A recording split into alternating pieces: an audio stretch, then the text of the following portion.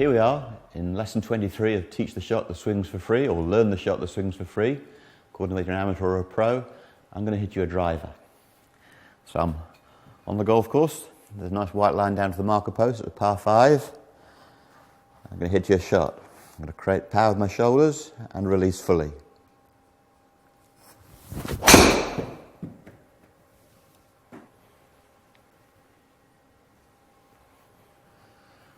Quite happy with that. I've avoided the water on 2 occasions, over the water and missed the water on the left.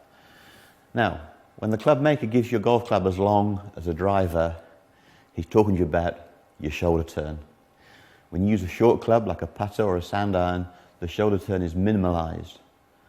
Different parts of your body get activated. But when you use a driver or a wood or a long iron or a hybrid, because it's a long shaft, the shoulder turn movement is really, really important.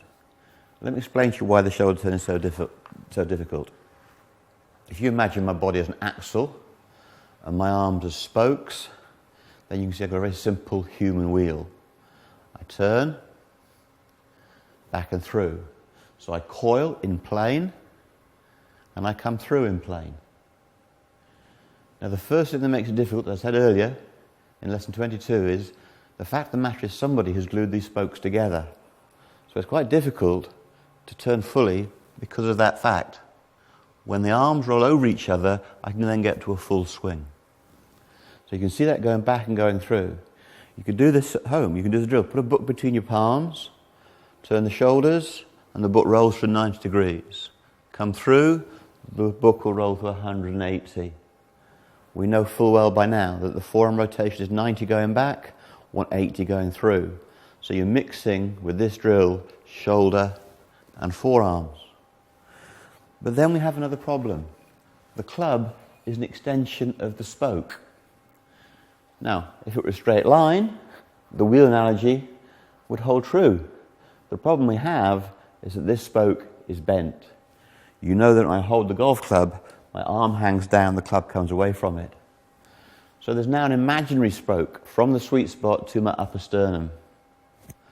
So not only do my shoulders turn and my forearms roll, what also happens is the butt of the club rises to the plane. Now the butt of the club and the face are in the same plane as my sternum and the ball. I hit the shot, the club rises a little bit. If I'm playing a fade, it'll stay down. But again, on the way through, you can see my arms rolling and rising. So there's an awful lot going on.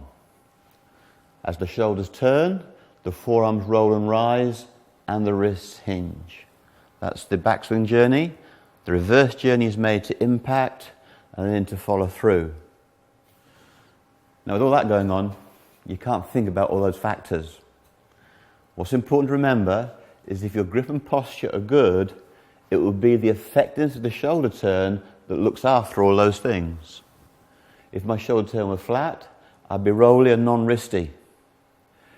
If my shoulder turn were upright and lifty there, I'd be wristy but non-rolly. The beauty about understanding shoulder coil, if the shoulder hits the throat, you're guaranteed to have correct arm movement, correct arm rotation. The arms will roll over each other in the backswing and the downswing, and the shoulders will coil, twist and rotate. There's a huge amount going on. So just to refresh your mind, when we coil in the backswing, we're doing it through the left shoulder, particularly with the driver.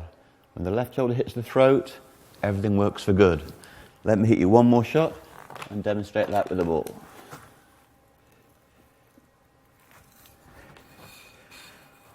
Off with the club, lean forward, priming thought, load the shoulder, release the shot.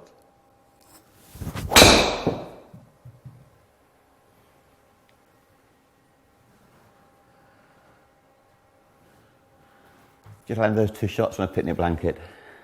Okay, we'll see you in the next section.